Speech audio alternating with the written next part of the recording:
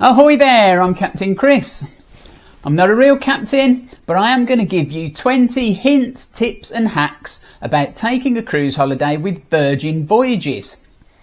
I've gathered these tips from our holiday on Virgin's cruise ship, the Valiant Lady, but they should mostly be relevant to all of Virgin's lady ships, that is those that have lady in the name, but it's Valiant Lady I'm talking about specifically.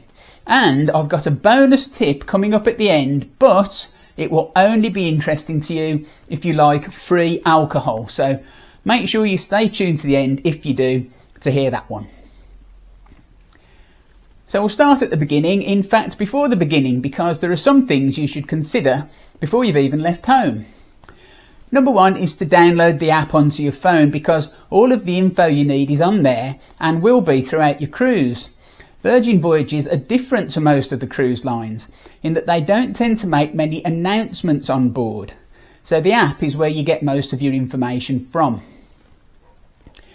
Once you've got the app, use it to make reservations in the restaurants, which you can do 60 days before you travel if you're in a Rockstar cabin, or 45 days before for the rest of us. You can book other activities too while you're on there. You can select your boarding time, whereas other cruise lines just allocate a time to you. And you can go through the check-in process and answer the health questions on the day before you leave home. You're going to be using the app a lot, so download it as soon as you've booked your holiday. Another thing you can do on the app is to prepay your bar tab. Virgin Voyages don't do drinks packages like most of the cruise lines, but you can preload your bar tab anytime up until 24 hours before you travel. The reason you should do this is that Virgin will add an extra bit of money into your bar tab for free. For example, if you prepay $200, Virgin will add another $25 for free. The more you prepay, the more Virgin will add, so don't miss out on this free money. But beware, it's non-refundable, so don't prepay more than you need. On the subject of drinks, you can take a 750ml bottle of wine or champagne per person for consumption in your cabin, but if you take it out with you to consume elsewhere, it will be subject to a $25 corkage fee, so keep it in your cabin and enjoy some in your room before heading out for the evening. On the subject of cabins, if you're choosing exactly which cabin you'll be staying in, consider avoiding the noisy areas of the ship. One in particular is the Manor, which is a nightclub type venue. It's on deck 6 and 7, so the cabins above it on deck 8 would be worth avoiding. I always try to book a room that's surrounded by other cabins above, below and on either side. Another thing that's different on Virgin Voyages is the numbering system for cabins. Many cruise lines have odd-numbered cabins on one side of the ship and even numbers on the other.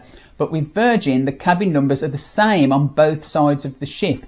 And the number is followed by an A on one side and a Z on the other. There are also some inside cabins in the middle of the decks, and they have an M after the number. All this means that you need to remember the letter as well as the number to avoid ending up stuck outside the wrong door. Once you've found your correct cabin, the first thing to do is to watch the safety video. Apart from this being obviously a really important thing to do, none of the features in your cabin will work until you've watched it.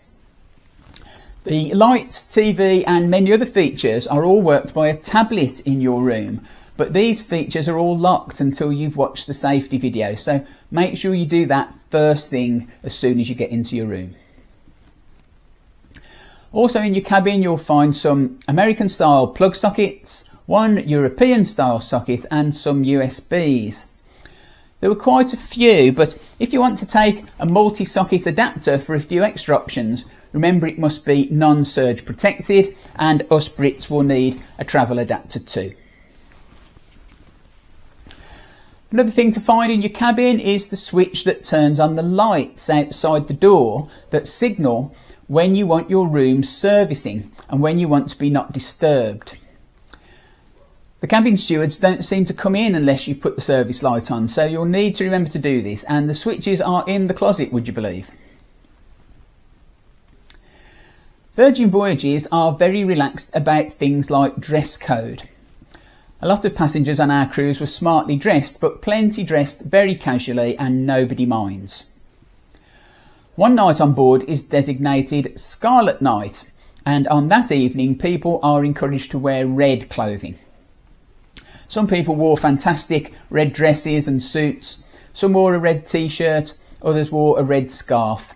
Again, it's not compulsory, but so many people joined in that you might feel like the odd one out if you don't, so consider packing something red in your suitcase. Also on the subject of clothing, the perch on deck 17 permits topless sunbathing, so if you're travelling light, this could be the place for you. Number 11 now, and we're halfway to my bonus alcohol related tip, so stay with me while I tell you that on any Virgin Voyages cruise, you're unlikely to fit in everything there is to do. Apart from the shows in the theatre and parties by the pool, there are fitness classes, spin classes, yoga, coffee tasting, pub crawls and lots more. Virgin very cleverly overlap the timings of these events so you can't do them all and you get the urge to travel with them again. And it works because I can't wait to go back. A tip now about finding your way around the ship. The corridors on any cruise ship are really long. They feel like they go on forever. It often seems like you take the lift or stairs to the deck that your cabin is on, only to find that you're at completely the wrong end of the ship and you've now got a massive hike along the corridor to get to the other end. If only there was a way to tell the stairs and lift lobbies apart so that you knew which one to take to pop you out closest to your cabin. Well, you can tell them apart. The stairs and lift lobbies are colour coded. The ones at the front are purple, the ones at the back are blue, and the middle ones are red. So all you need to do is to remember which colour is nearest to your cabin, then always try to use that colour when you're heading back. Number 13 now, and a couple of things that are tricky to find. First is a restaurant called The Wake. It's a fantastic restaurant, one of the best on board, and like all of the restaurants on a Virgin voyage, it comes at no extra charge. You'll see on the deck plan that it's on deck 6, but what you need to know is that the entrance is on deck 7, which means that you have to make your grand entrance down the staircase. The other thing we couldn't find when we were walking around the ship were the toilets. That's because they're not called toilets on Virgin Voyages, they're called heads, which is what the toilets were called on sailing ships in the old days.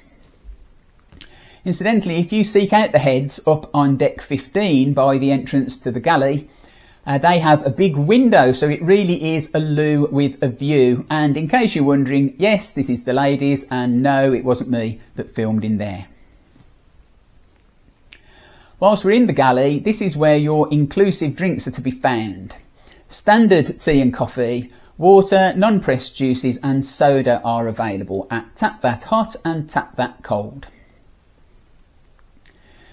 We're up to number 15 now, and this is for those of you who haven't pre-booked your restaurant meals and prefer the spontaneity of deciding where to eat on a day-to-day basis.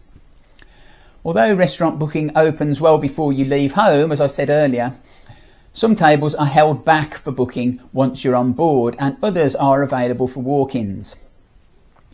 If you do turn up without a reservation, you may have to queue until a table becomes available, but you'll be seated eventually. Of course, if you are hoping to be finished in time to see a show at a particular time, the queuing could throw a spanner in the works, so book your table if time is critical, but you can get a table without a reservation, you just might have to be prepared to wait. Talking of the restaurants, be sure to try one of those for breakfast rather than just going up to the galley every morning. All the restaurant breakfasts were excellent, and I particularly enjoyed the Wake. Remember, it's on deck 6, but the entrance is on deck 7, and had steak and eggs for breakfast, but they're all good, so give them a try. Another place to find is the social club, where there were quizzes and board games, karaoke sometimes, and there's an arcade there with old school games to play like Pac-Man and Space Invaders, which reminded me of my misspent youth, and the games are free to play, which is fantastic.